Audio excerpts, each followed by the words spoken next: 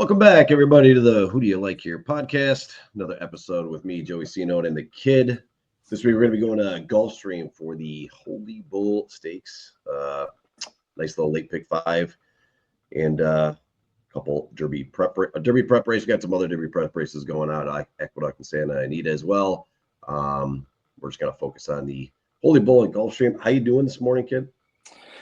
Good, not too bad. A little later start, so I'm a little bit more awake this morning, which is great.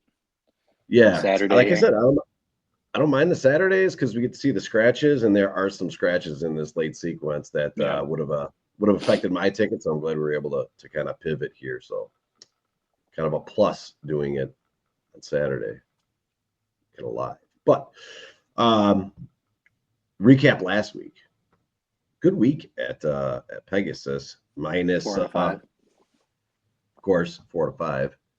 And the one race that we said was probably the widest open race, which was the fourth leg of the pick 5.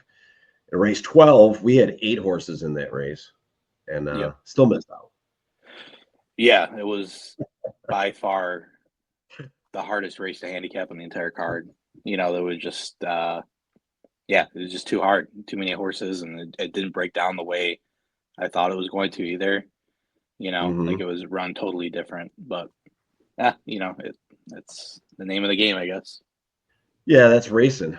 I really just wanted to touch base. We kind of both talked about it. That first initial race in the first leg, I went outside the box and took the 3. I believe the 1 was with Frankie Dettori. That's the race where we talked about it. We analyzed it. We said there probably was lone speed if Jose was at the top.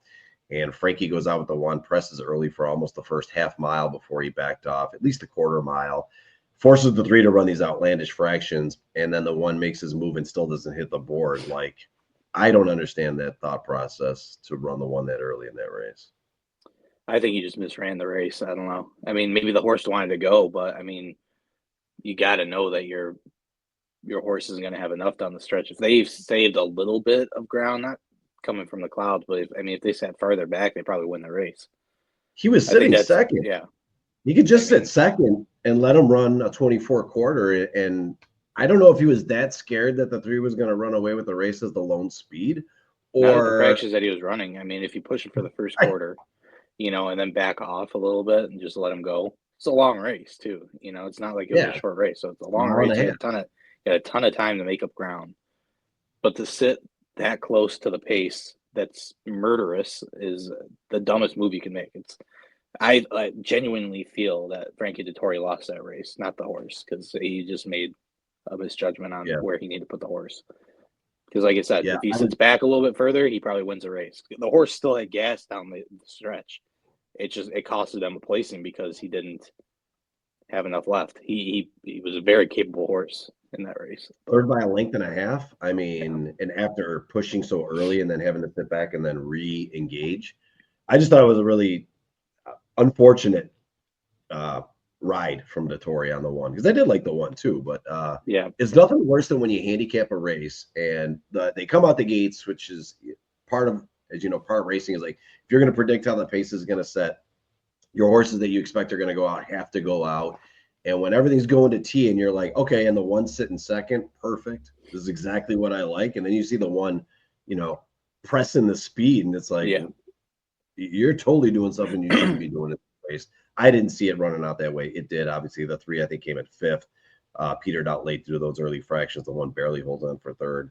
And then Elios 13 actually comes in at a price, which was kind of nice from the deep in the back. So that kind of kicked things off. We carried it out all the way through the 3rd race was pretty much predominantly the 7 with IRAD, which was pretty straightforward on that race. I still like the 9 there, but and like I said, then we hit that 4th leg where we had 8 and still couldn't move forward, which kind of sucks. Yeah, and it paid good. It paid really nice. Yeah, it was a nice one for sure. Always, it's always on those big race days that you're going to get another one today. Probably not as big as inflated, but you're still going to get a big pool to win from, I think, the late pick 5. So, agreed. Interesting card today. We got some, like I said, Derby prep race. We got some graded and non-graded stakes races and optional claiming. Kind of a little peppered of everything in this card going in. I mean, I don't know if you see anybody running away with the Holy Bull like White Abarrio did in the Pegasus. I don't know if I'm going to see that type of domination Yeah, that was today. another. I don't see that today. I don't see that kind of a dominating win. It's nice to see White Abarrio. The horse is really just. I think we talked about it last week with Elio. Some of the races that it chose to run in and the time frames, I think it just kind of didn't work out. Horse had a lot of talent, looked to be much the best. I'm glad that we had him on top in a lot of the wagers for last week. Yeah. Pegasus Day. It just Obviously, kind of I'm bummed that I didn't pick him for the biggest win on his card, but yeah. And you were bigger on White Abarrio initially, in its 3-year-old campaign with the Holy Bull. That's when I started to jump on the bandwagon. Like, oh, this horse got a lot of talent and it's really coming into its own. And you were already on that page. You've done that with a few horses. Yeah, jumped off early, too late. You're an early adopter. You find it earlier, and then I slowly come on board afterwards and be like, okay. I do think it's really cool. Obviously, Safi, we had Safi on the podcast. I think it's really cool that he got White Abarrio back right after everything that transpired. I don't know if you watched his interview after the race, but pretty emotional because obviously he got the horse taken away from him, and he was like, and that's justified, and I totally understand. But he's like, they had the horse come back and win, for him on a big race day like that. I think it was pretty special. I think it was pretty cool. Overall kind of seal the win. And I don't know if he's necessarily going to retire after that race. I think he might be targeting another big one here, depending on how they, I guess, game plan. But he did not say that, he's on the shelf now. He's going to retire. Yeah. So the way he won that race, yeah. The way he won it. If he barely wins, I think maybe they put him on the shelf and send him out to to stud. But the way he convincingly won, and Safi just really knows how to get that horse ready for a big race. And that body of work that you saw the trouble races in where he wasn't training the horse, you could really see that he just has a way with that horse, some kind of connection. So I'm obviously really emotional for him. Dutro did a good job at the beginning, and then it kind of fizzled out a little bit. I don't know if it's just because maybe I don't even want to speculate, but yeah, he had some trouble trips with Dutro, but I also thought it was interesting too. I was thinking about it after the win. Is that Irad got the mount, right? Irad won, but Tyler used to ride this horse for Safi, and obviously won early in his career. The big days, and I was like, man, that kind of, as a jockey, I would be kind of bummed, that you got taken off, and then he comes back and it just dominates. You kind of don't get the same ride. You got Skippy. You got on Skippy. You got another Safi horse, but I was just thinking. I was like, damn. I wonder if Tyler's just kind of beside himself. Like, damn. We started off this trip together. Yeah, there's I mean, I would say, historically, maybe let's just go in the last couple of years. The only jockey that you really see consistently on horses from 3-year-old campaigns, and I'm sure it happens more often, but I feel like when I look at like Flojo and Cox, because obviously the barn is bigger, he's got a lot of opportunities every year for 3-year-olds coming into the Derby. And the one that Flo gets is the one he's rode from day one. Yeah. And it just kind of progresses with the horse. I think Johnny V has had, maybe not so more recently, but Johnny V's had that opportunity. Irad's always going to have his opportunity of where he wants to go. That's just the way it's going to be. Yeah. And he'll always out-trump anybody else who's had. So, I mean, I, in my personal opinion, depending on the relationship between the trainer and the jockey, that if Cox had an opportunity to have Irad on a horse over Flo, that Flo's been riding, I don't know if that's going to change. No, I think Flo stays on the horse, right? Flo always gets the best horses, which is interesting, right? There's certain situations where I don't see that changing, but then it's Irad. He's going to get the top opportunity, and he's got the relationship with Safi just as much as Tyler does, if not more. But I think it was is that obviously Tyler was riding, and then when Dutro took over, Dutro put Irad aboard. That was his connection. And so he's ridden the races and the big races. He's been with the horse. So then Safi, I'm sure, was like, oh, well, let's not switch it up. You obviously have enough mounts under your belt with this horse. You know where he needs to be. He won some big races with him. And just kept him aboard. But it's something, I don't know. I like to look at it when I'm looking at the racing form is like the jockey information that's on every single mount that they have shows how they ride certain style horses, whether they're front runners or mid-pack or closers or stalkers or whatever, or pace setters, whatever way you want to look at it. that's probably going to have a lot of factor in your opportunities. If you've got a front runner, you want a jock that's more comfortable on the front and wins a high percentage on the front versus a closer, or vice versa. So I'm sure a lot goes into it more than what we're really actually getting into it just by name and comfortability. And who knows what the opportunities were for workouts with that horse. Yeah. So some of the unknowns, you just kind of throw a dart and kind of guess at what it is, but it's IRAD. And I think that relationship and that, for me, not for nothing, this is no knock on Tyler at all. Like, I actually like the horse a little better with IRAD on it in the Pegasus. It's weird coming from you. Yeah, it's weird coming from me because I feel like IRAD gets a lot of good opportunities. We've already had this conversation, but just for White Abario and the Safi connection. Obviously, I took him on top last week, so I was confident in this one. The one thing that's like that kind of threw me off too is I watched the last race that White Abario lost, or was it a race prior? They were talking to IRAD, and sometimes he says White Abario gets in a mood where he doesn't want to pass horses. He won't break out right away, and then he'll kind of get in like a funk.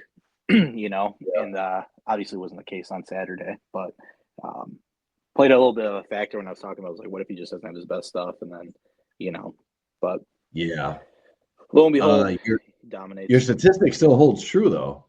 I mean, I can't take credit for it because I didn't come up with the stat, but I did release it on the podcast, and it was re-released on another show as well. So, I mean, it was. Yeah, Mr. Elio himself threw the stat out there. It did reign supreme at the top of the stretch.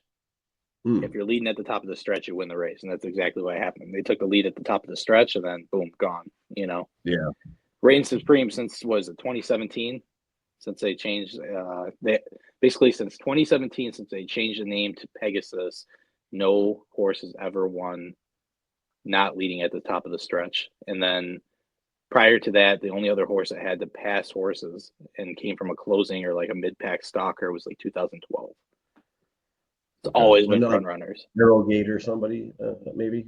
Yeah, I can't remember. But yeah, it was like since 2012. So basically in 13 years. The last decade.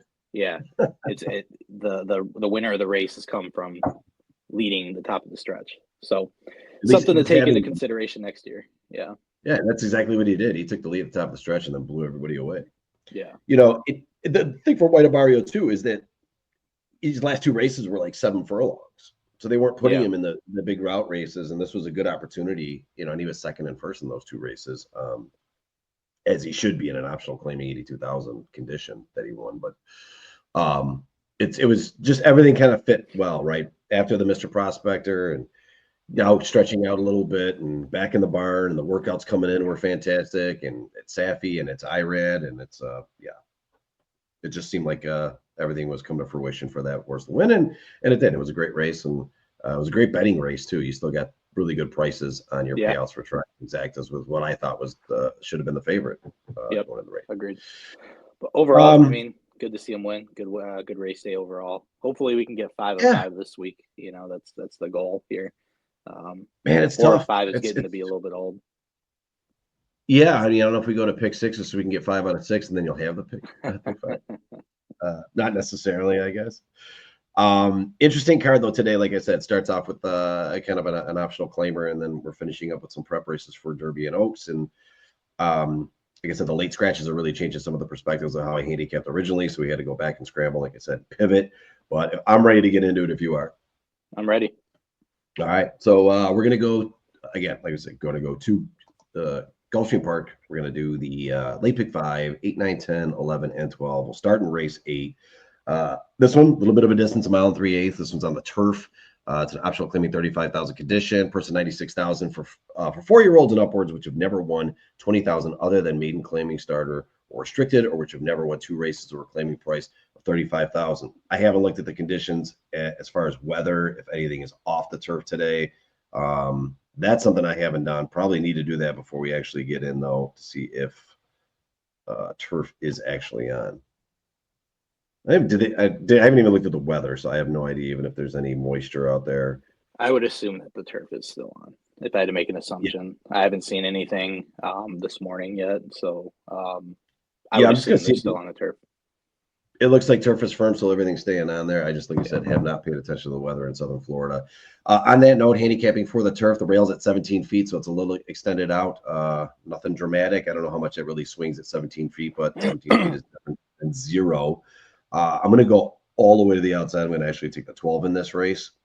It's a tough race, but I'm going to go with Kid Cairo. I said this podcast after podcast. I typically don't like a horse coming off career best speed figure and then running back and thinking you're going to get the same or better. I just don't. I don't see that. The horse has got 3 improving speed figures. I'd like the cut back in distance more than anything. Actually, slight cutback in distance. I think he might need the 1.5 miles that he's more comfortable with because it hasn't really shown up in the 1.16 miles. So I'm taking more of a risk here. I'm putting the 12 on top. I liked everything about it. I like the condition, and I like how it ran the last race, but nothing really screaming in the workouts. So it was a hesitant move for me to put the 12 on top.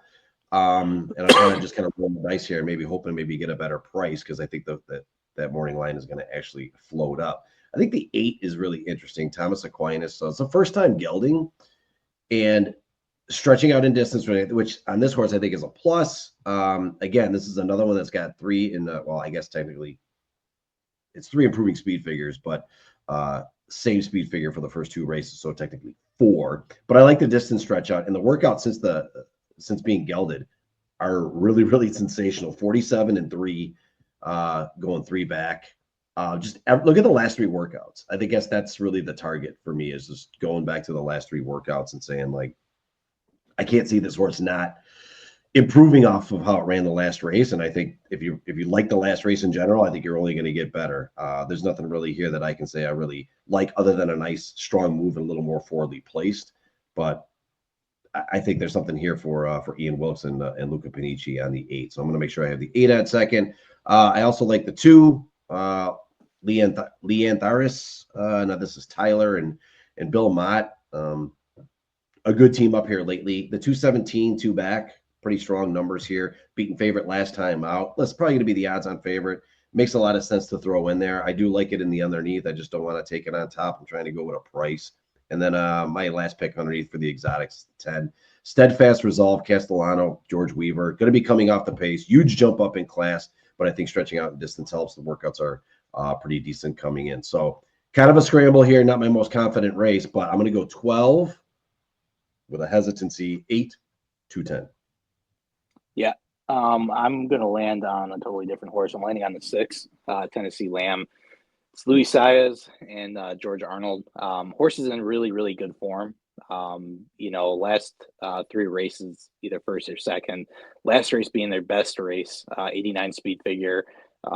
Broke their maiden finally, and they did it in dominant fashion. So they got the extra distance, which is great because I think the stretch out is what they needed.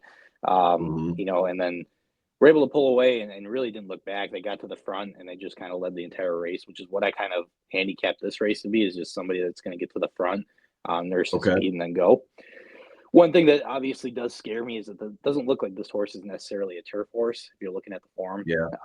But I think it's an interesting spot. I definitely took that into consideration, but I think it's an interesting spot. And I think if you're on the front end, it's not going to play too much of a factor for me. So I hope they get out. I hope they break right. And I hope they break on top. And Size does what he does best and gets aggressive and wins the race that way. So I'm kind of taking a little bit of a risk in this first leg. But I do like the way they look coming in the race, and they're just constantly improving, which is nice to see. I've got the 3 underneath, Classic Creation. That's Irad and John Terranova. Again, another horse that, really doesn't show a lot, but is really competitive in every race. If you look at the last 4 races, the worst race was when they took it off the turf. It was a sloppy track. They absolutely just punted that race if you look at it. So if you scratch that one off, you get back on the turf, you get the distance. They're only losing the races by a few lengths at most, but posting very solid speed figures. And since the layoff and since, John Terranova took over the barn took over the horse in this barn in this one. So, Irad's not going to be on any slouch on this card. He's going to have his opportunities. Again, I think this horse is capable of a big run. I mean, if you go back to Saratoga in July, this horse absolutely closed like a freight train. I mean, it came from all the way back, all the way downtown, and ended up timing it perfectly. So I'm taking the speed on top, and I'm going to kind of pad it a little bit and try to take a closer just in case that speed doesn't hold. Kind of way I handicap that. And then the other one that I had was the 7. That's Cadet Corps. That's Cheryl Winbow. Winebow? I don't know. And Junior Alvarado. Big thing for me, right? Scratch that last race. All right, you take that one off the card. Again, this horse might not be a turf horse. It might not.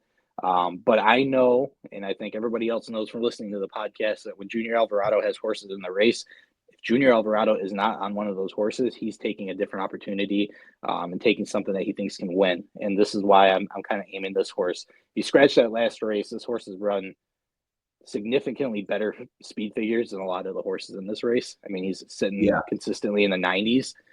Again, that's off the turf, but can run on turf as well, right? So it's a little bit of a gamble, but again, I think this horse is very capable. Another interesting spot to put their horse. Why not put it on a race on dirt? Well, maybe they saw something on the turf. Maybe it just fits the condition. I don't know what the decision was. But again, if I'm looking at 90 speed figures consistently, that tells me at a minimum this horse is going to hit the board. And the fact that he's not on Bill Mott's horse also tells me that there's something there. So looking at the entire card as a whole, like I said, I'm going to go with the speed on the front end, but then I'm going to take a closer and then kind of a mid-pack stalker. And that's kind of where I'm going here. So that's where I landed 6 with the 3 and the 7 in this first leg. Well, we're 7 spread in this race. Yeah. And also tells you it's a spread race. It's a good opening option to find a price. I don't think you're going to want to go. If I'm going to invest in a pick 5, I'm definitely going to look for a price here early because I think it gets chalkier as the card goes on. So this is where you can probably find something decent to kind of get a payout. Interesting read on that on the 7 there. And the 3, what a great workout on that 3 coming in. I mean, it's 47-1 on the turf. The turf on January 26th at Palmetto. So 3 underneath on your tickets, I definitely would have to win the race. It's going to have a really good closing kick. I think the speed didn't really impress me in this race, and I was scared with what you took there with Tennessee Lamb because I don't know how that's going to transition to form going to the surface because it didn't really show anything earlier on the turf. But maybe the horse is just in form right now. And again, a 46-3 on January 15th for that horse shows they're definitely going to go the front regardless. I think the horse is breaking way better than it did since August of last year. Last 3 races, it's really getting out the gates within a first jump. So they've definitely put a lot of work in, has George Arnold. And and the Junior Alvarado connection with Cheryl Winebow, you never really know the way Junior picks and chooses his mount. So wide open race. Don't get stingy in a race that I think if you can find a couple singles in the sequence, if you're doing the pick 5, you may want to hit the all button in that race. Yeah. Just it may be a great option here for you. Peel back race. That's the one I would at least. I think it gets a little narrower as we go, especially with the late scratches. Let's go on to the ninth race. Ninth race is 7 furlongs. It's the Swale Stakes, purse of $165,000 for 3-year-olds. Tougher race. 2 is my single. They scratched out. Not going to happen for this race. So I'm going to stick with my second choice, which was close, which is going to be the 6 Gunmetal, Luis Ayas for Brad Cox. Listen, 99 speed figure on debut. I tell you every time, speed figures should increase on your second time out. If you got a 99 and this horse breaks 100 on its second time out, it should win this race fairly easy against the rest of these in this race. Now, I'm not saying the rest of these horses are any worse, but 92 and 89 speed figures against a 99 on debut just doesn't transition to me. 76 on synthetic. None of those numbers are really impressing me much. So I'm going to take the 6, probably my single, due to the fact that it's a small field. This is where I would probably try to get, if I'm going to go stretchy in the last leg, I'm going to try to narrow it down as best as possible. I think the 1 underneath for exotics is a good price. It's such an inexpensive horse, $60,000 horse, Macho Music, Adam McLean's music. I don't think they knew what they actually had with this horse when they first got it, but debuted at 65,000, didn't work out. 45,000 state breds, it wins. 100,000 not condition optional claiming race, it wins. And then they put it in 200 and 165,000 non-graded stakes races. At least got the lead in October. January, not so much. Didn't have its way. Just try to stay in the middle of the pack. I think they were testing some things out here as a 3-year-old. But 5 times out for a 3-year-old right now. It's one of the more seasoned horses that are in here. And the workout at 46 flat on January 25th, that just screams that they're going to go right to the front again. So you can kind of scratch out that last race with a bad break. They should be your speed. So I've got to have the 1 on the ticket, and I'm going to throw, obviously, Irate and Grayscale That 111-2 on debut, very impressive at 6 furlongs. Kind of an easy win at 65,000, and this was a decent purchase price at 240K. You got 2 great workouts on the 5th and the 12th, a minute and 2/5, breezing from the gate. Always love the gate works on these younger horses. First time as a 3-year-old, and then 59-3 on a 5 furlong workout. So 7's definitely going to be there too. IRAD may have a very, very convincing day today, but I'm going to take a little roll with gunmetal on top. So give me the 6 with the 1-7. Yeah, we're very much aligned. I have the 6 on top as well. This horse was right there, pushing a 21 speed figure at the front end, right, sitting just off the speed. Was able to still have enough horse down the stretch and pull away and win by a length and a quarter. A 99 speed figure on your debut out of Gun Runner. It's Brad Cox. I think there's definitely something there. Yeah, maybe, you can take in consideration it broke its maiden. It's a 58K maiden race, nothing like super crazy. You're taking quite the step up here, but I think it makes sense just seeing what they saw in the first race and how much this horse could give and still win. So a lot of things to say about that horse, even though it doesn't have a ton of races under its belt. But the workouts also coming into the race have been really, really good.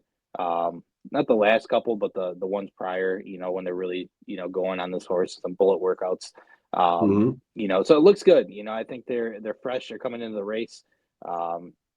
You've got about a month, a little over a month in between races. So nice freshening up, let the horse get back to form here and do what they do. So I like the 6 a lot. That's my top pick as well. I like your 1 that you mentioned as well, Macho Music. This horse is also very, very quick out the gate. They can go, if they don't get the lead, I don't expect this horse to maybe even hit the board. Like you saw last race, right? The thing they do and the thing that makes them dangerous is they get out to the front and they absolutely wheel. And, again, this horse has run a 21 and held on and pulled away and won by 4, 3-4 lengths, 9 lengths. So they go and they run fast, and that's what they're going to do today. I might actually even substitute the 1. I might even be talking myself into a 1-6-5 here, and 5 being my last choice. I think Dylan Davis,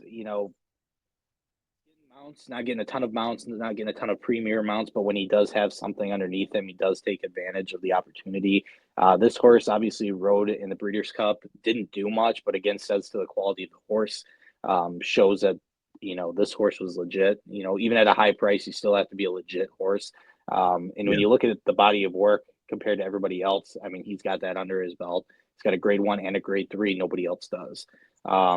So again, I think this horse is very capable. I think this horse is going to be sitting stalking, which is going to, in my opinion, bode well for them because they're obviously going against some pretty fast fractions at the front end. So if they sit patiently and Dylan gets in gear when he needs to, they definitely could be, a factor in this race, right? So again, I think there's a lot of accolades that you could say that this horse has. They just haven't won the races that they've gotten into. But this is a spot where I think, it's not too high of a jump. I think it's just the right amount, in an ungraded stakes race for them to actually do something here. So I have the 5 underneath as well. So like I said, I'm actually going to pivot. I think I'm going to take the 1 with the 6-5 as my my top choices. I actually like that. I want to go back to your 1 since you're bumping it up. Obviously, the 46 speed time on the 4 furlongs and the workout coming in is great, but they're putting the blinkers on this horse too. So if you're looking at the last 2 races to keep it focused and keep it, moving, if they don't get the break, the blinkers will help to at least keep it focused.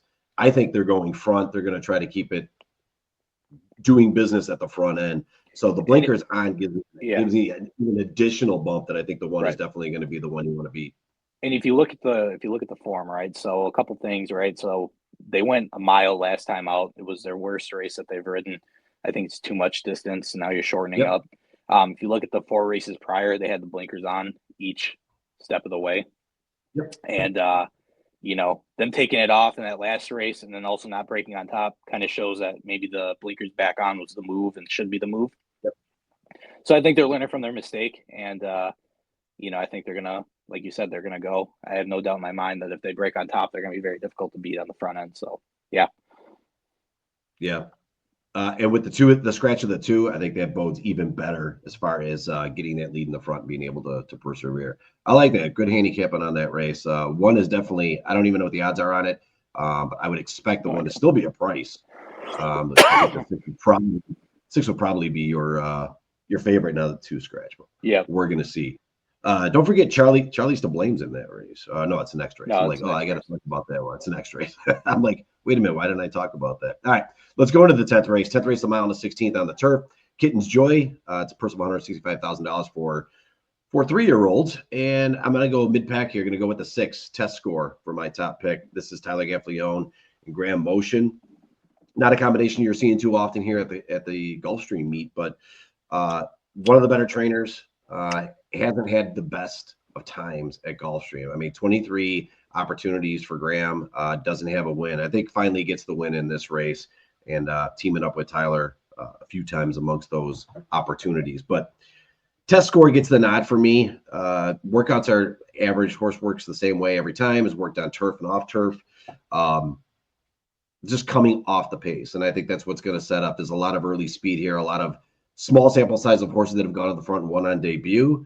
Not the best race last time out, but speed figure wise for Tess. But I mean, it was a non-graded stakes race after coming against maidens. So first time against winners and going second at a price. I think they obviously understood that this horse can still go in decent fractions. Wasn't the fastest at times, 48-4 at the half, but still finishing up at a 137-2. The late kick from this horse is really what sold me. Late pace figures taken away from me for test score. So we'll see if Graham Motion can get it done and Tyler get that first win of the day or the meet. I like the 5 walking in Memphis. This is your speed. This is the one I think should actually go to the front. Maybe I wouldn't say lone speed, but definitely your speed figure. 22-4, 47 flat in a mile and the 16th last time out. Horse wins at debut. I know it was only 65K, but it was at a mile and the 16th with an 80 speed figure. Should see an improve there. So I definitely like the 5 underneath. And I'm going to throw the 2, Charlie's the blame, that I just mentioned at the top of this race. Stretching out a little bit, and I think that's good. I think distance is not the problem here for the horse. Definitely has to break. 2 back at Santa Anita didn't break well, but finished well. Last time out, got the lead and ran away with it. Again, now these are 11 and 10 horse fields at Santa Anita and Del Mar that this horse will be running up against. So again, as long as it's not a 5-6, horse field, I can take some consideration for how the races are run for these shippers that are coming in from the West Coast. So I like it as an option for underneath for Peter Urton here and Luis Saez. We'll see if it hits the board. Probably should. Hopefully you get a price on that too. So 6 top pick, 5 and 2. I'm on the 7. I think, this is a very difficult one for me to handicap because I think they're all going to be right around the same price. I think they're all kind of within the same echelon of, big wins. Like some of them are just coming off their maiden wins. Some of them, have a couple big races under their belt, but didn't do anything. I think it's kind of an even playing field in this one. Nobody really stands out to me that much. I did like the 8 prior to the scratch. I thought that horse had just kind of enough to give me the head nod, but with the change in the scratch, I think, pivoting here to the 7, again, a horse that broke its maiden on the turf, first time on the turf, won by 3 lengths. They got the Lasix and the blinkers that first time, so that might play a little bit of a factor as well.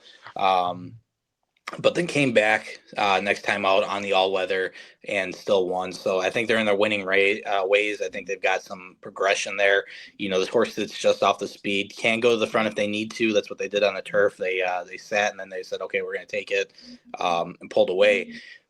But I think, Irad being aboard a Mark Casse horse, I think that they're going to nurse the speed. I think they're going to stalk a little bit. And I think, when they see the opportunity, they're just going to try to be aggressive and pull the trigger when they need to. There's a lot of speed in this race. So I think, having Irad and having that knowledge and him being the leading rider at Gulfstream is going to give this horse a little bit more of a jump than it's already got.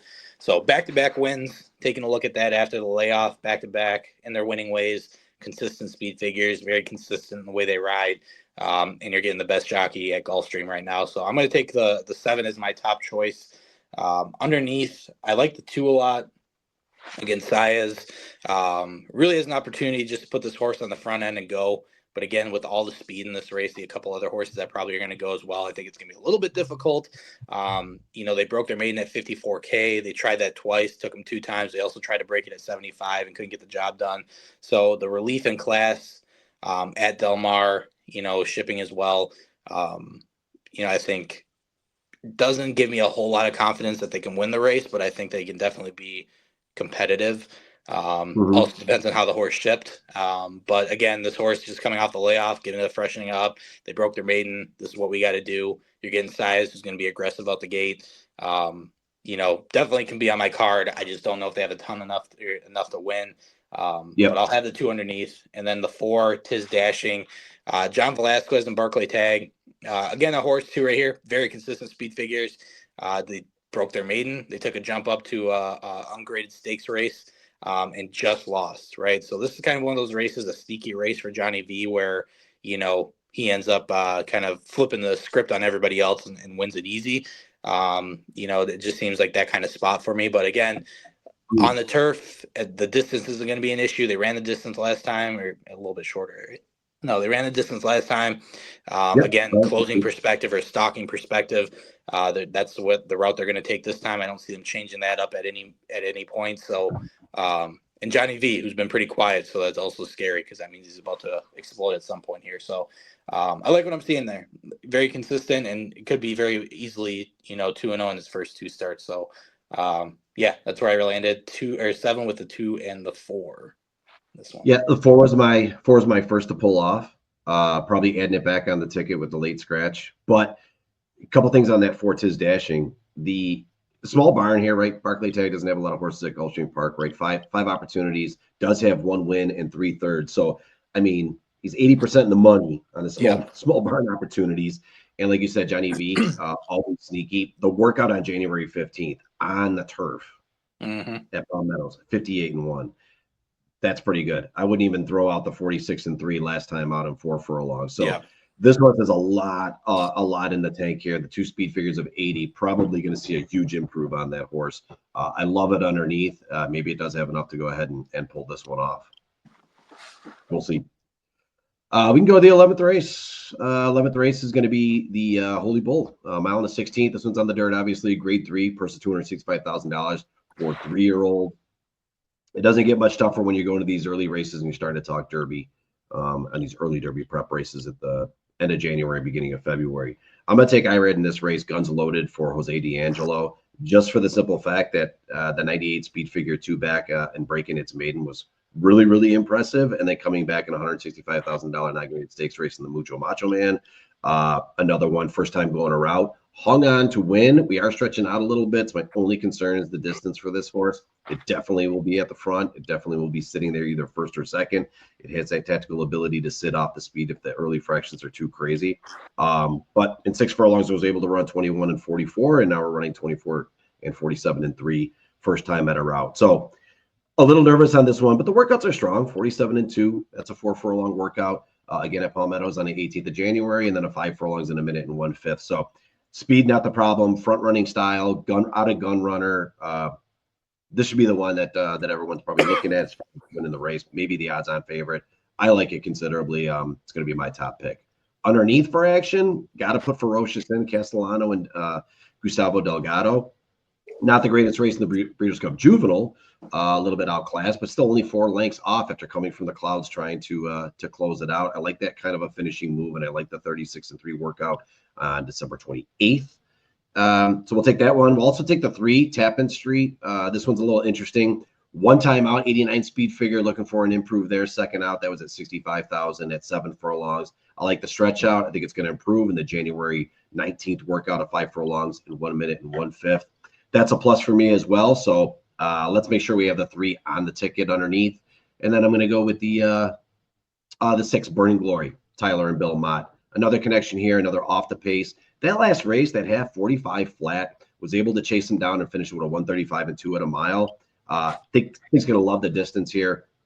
2 back ran a mile on the 16th. That was at a 143-4, came in second. And that one, not the best of race, a little bit of trouble early on. It's going to have to still carve out a path. Tyler can do it. He's done it many times before. That's kind of his niche, especially like coming off in these long races in these routes. So going to take the 4 on top, going to go underneath with the price 2, the 6, and the 3.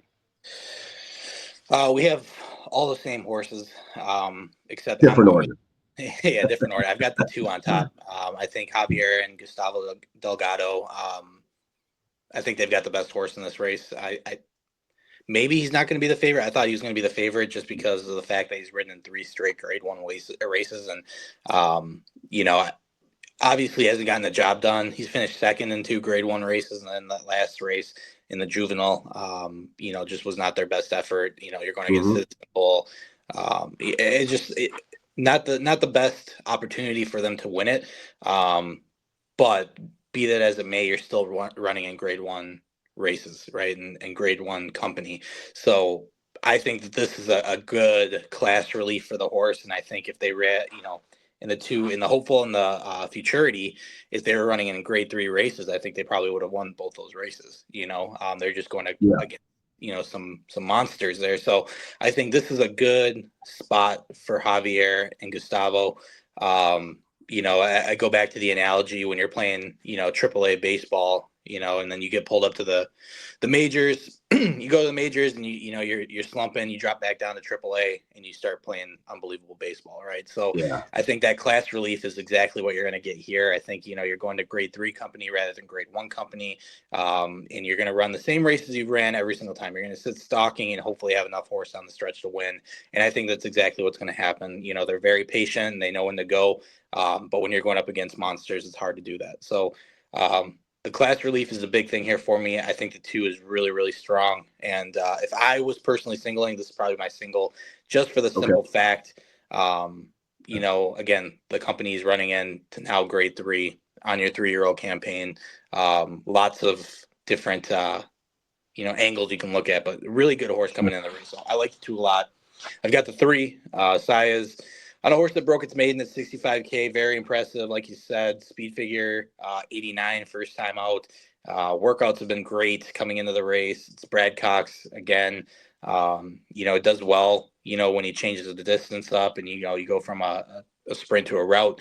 I think it makes a lot of sense. I think from a horse that's been really unproven or untested up until this point, right? Just one race under their belt, there's a lot of unknowns there, but the fact that they're putting him in this spot right away kind of shows that they think that this horse is a real deal. So it's a little bit of vote of confidence for me to put it on the ticket. And then the 4, like you said, Irad, Jose D'Angelo. If you watch Gulfstream Park, when Jose's got a speed horse, they're very, very dangerous. I mean, they go and they blaze. And, I don't see the idea changing in this race either. I think they're going to go to the front and it's going to become catch me if you can. And again, 3 races, great speed figures in each of the 3 races. And Irad being as hot as he has been, like I said, will be very dangerous on the front end. So you'd be crazy to leave it off your ticket. He might be the morning line favorite. I'd have to double check, but very impressive in the first 3 starts of the career. So makes a lot of sense here in this spot as well. I'm with you on it. I think it's really good.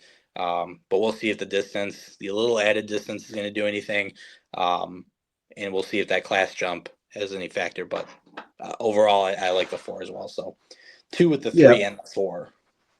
I mean, we're aligned on who we like here. It's just really more where we see the running order at. But the 2 is the favorite, morning line 9 to 5.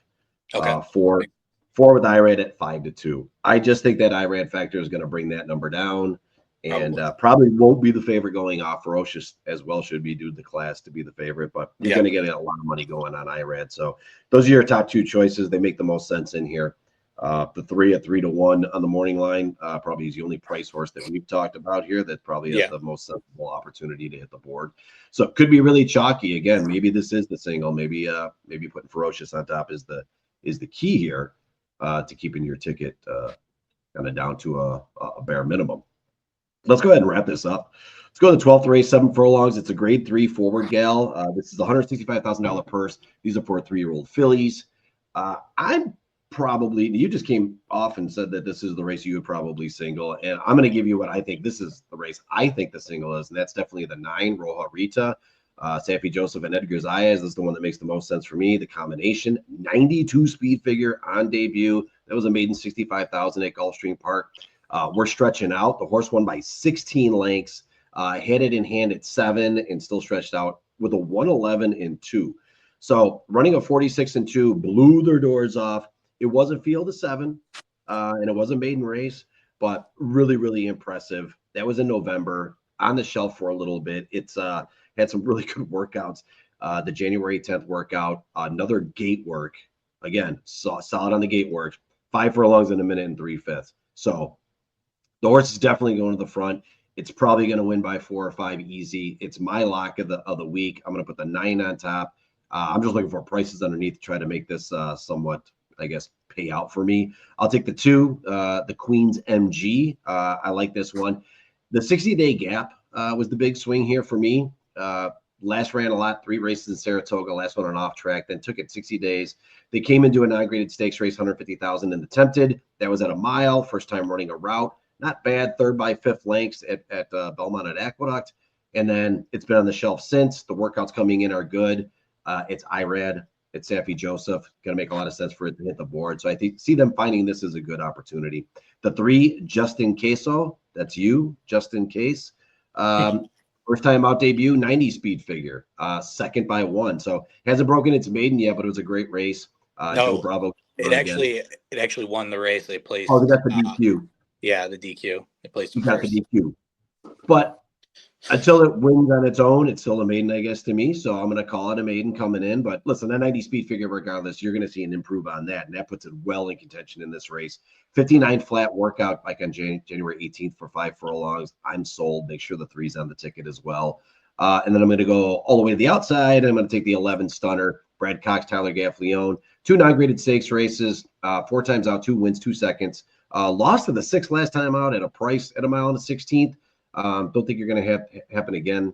The 11 was the odds-on favorite in that race and just got stolen away by a neck by Edgar Zayas. So workouts average for the 11 also coming in. I just don't like the post position for the 11 in this race either, so that definitely downgraded it. But I got the 9 on top. That's my lock with the 2, 3, and the 11. I also have the 9.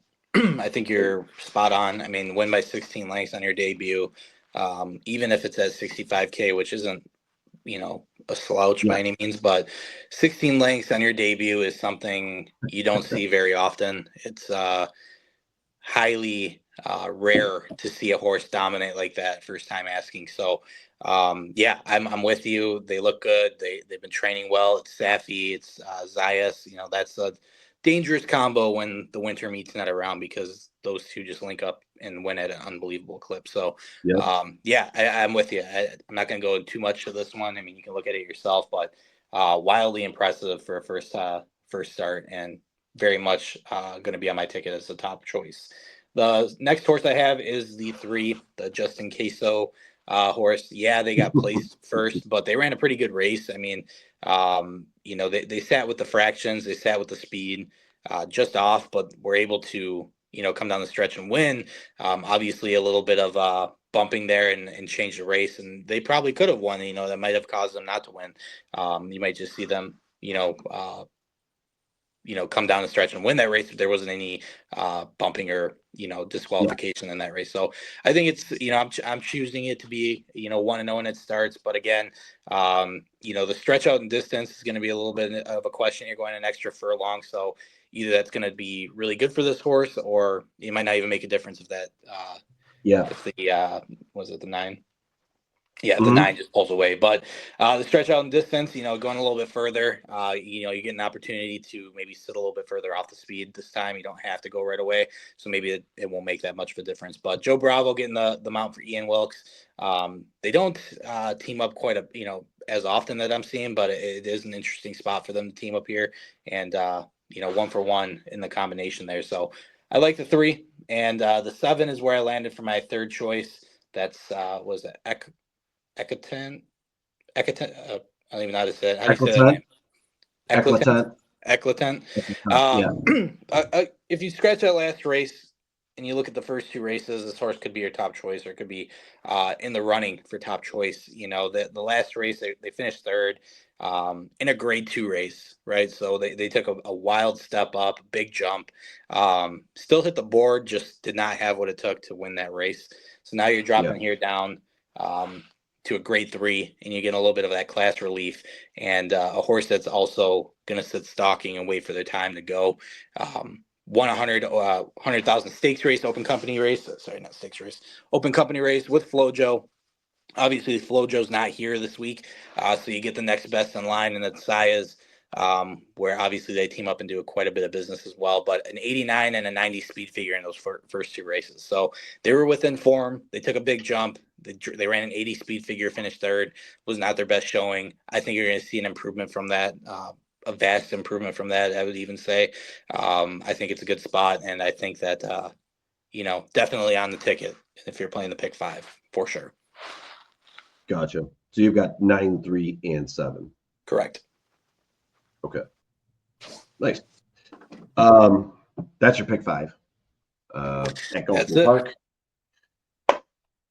Interestingly enough, some of these, I think you may get some prices on a few of these horses that we just mentioned here that I think initially looking at the forum, I was like, maybe it's going to be chalky. There are some prices there. There's some possibilities here. I just think the last 2 races make the most sense from the chalk perspective. You may even talk about that third leg. I think spread deep in the first leg for sure. Yeah. I think that's I think that's going to be your price. It's going to bump up the pool, I think, for you. Yeah, either that or do 3 singles and maybe 2 in the first leg, 2 in the second leg at a higher dollar amount with your chalks, because it could be really chalky. But I think there's some price available. I think it's really, for me, it's one of those cards where I think the prices could actually be in the exotics and in the try. You can have chalks on top. It's happened a lot at Gulfstream Park. It's one of the few tracks, I think, where you get a chalk on top with some prices underneath, it still pays great. And I scratch my head still thinking that it's how it paid what it did sometime on the tries. And then sometimes you get 3 chalks and it pays $360 for the try. So I think there's some opportunity for some prices, and that's what you're looking for today on a big day of racing at Gulfstream Park. Agreed. Other than that, no football this week. Thoughts on the Super Bowl? I didn't like either of those games last week. No, those are, not great. Not great. Really even fun. Not even fun to watch, really. I mean, no, wasn't. No. I thought there'd be a way more enjoyment in both games. Washington got manhandled due to turnovers, and last possession. It always comes down to last possession between Buffalo and Kansas City, and it was pretty lackluster for how it finished out. Kind of petered out. Yeah, I mean, if you're a Buffalo fan, I don't know where you go from here. You just can't beat Kansas City. Maybe you got to get some better coaching or different coaching in there, but that wasn't the best showing for them. And for the Washington game, I'm still scratching my head on that first drive. I think to set the tone, you go for it on 4th down twice, you get it, and then you're within the 20, and it's 4th and 3 or 4th and 4, whatever. But why choose to kick a field goal at that point? This is that's typical Dan Quinn football. I don't like Dan Quinn. I think he's an idiot. So I think that kind of showed exactly what he does when it comes to playoff football. So, and I do like watching Saquon, but I'm not a fan of Philly at this point. Even against Kansas City, I think Philly's going to win the Super Bowl, but I don't like the fan base whatsoever. I think they're all scumbags. I'm going to be completely honest with everybody. Just go watch what transpired over the, just a scumbag franchise in terms of their fans, and they might be on the upper echelon of fans that I don't like and I hate. So the most hated fan base. They are. They know they are. They know they're the most. They're just scumbags. I mean, to win the race, to win the game, the big game is one thing. To celebrate is the one thing, but then to heckle and basically assault, the opposite fans because it's Washington, division rivals. You guys lost, scumbag behavior. So if they win the Super Bowl, it's gonna be bittersweet because I think they're gonna win. I want them to win, but then I'm gonna be pissed that I have to watch all these scumbags celebrate the big win. Yeah, there's no win. There's no win in the Super Bowl. Kansas City gets a repeat. They set records. Their fan base is already. I don't care for anybody in Kansas City. I don't care for the team. Yeah. Everybody in the nation knows everything is scripted for them to be able to finish out and be able to be there every year. I'm tired of the script. I'm tired of the repeat. It's not. That's not a draw for me. I like new teams and new opportunities. That's what makes the Super Bowl exciting. And you could say, well, it's the best talent. I don't care. Give me shitty talent in a game that's more competitive versus just the way that Kansas City wins game. Don't like it. And then you got Philly, like you said, probably some of the biggest scumbags you'll ever get from a fan base. Yeah. Not from a city, but just from the fans. The fans suck. Yeah. The fans they accost people. They're taking hats off of people, getting in people's faces, calling them names, slander. You can't even go there to watch a game if you're the opposite team without being accosted, verbally abused. There's no protection for any of the fans there. I don't know how that's good for the sport, but supposedly, what are you going to do when that whole city's fan base is just full of fucking scumbags? Yeah, so that's the word. I am not a fan, but what I am looking forward to. There's probably some good fans out there. There's probably some fans that would never do that. It's a small percentage, and your fan base speaks for who you are. Unfortunately, yeah, a few bad apples spoil the bunch, and there's a lot of bad apples. There's a lot in there. Yeah, you got a better shot of finding one good apple than you do, finding just one bad apple. Yeah, the good apple's the anomaly. Right? Yeah. So I'm not really excited for the Super Bowl. I'm really more excited for any prop bets and stupid shit I'm going to put on there to try to win money because I don't care about the score or who the fuck wins. Yeah. So. Yep. The prop bets. I think we'll have a podcast before the Super Bowl, TBD. Right. I mean. Yeah, we'll have one next week for sure. So we'll come out with the prop bets. I'll give you my 2 cents on where I'm going. But yeah, that's going to be the only thing I can give you because I'm not going to give you a spread who's going to win the game, and I don't care about over under or who wins. All about the prop. I'll still be playing some parlays within the game, but with the player positions, yeah. But I don't care about the spread or I honestly don't even care if it's a 52-0 blowout, and that's kind of it doesn't matter. It just doesn't matter. I have my props to hit. That's all. We'll see what happens, but that's next week. Yeah, next week. So we'll be back next week. Thanks everybody for listening and joining for another episode. I got to look and see what prep races are coming up here, but we're starting to get in the heat of it, right? It's going to be February. We got a couple more in March. We start hitting the big ones, and then in April as we head to the first Saturday in May for the Derby. Other than that, for myself and for the kid, until next week. See ya.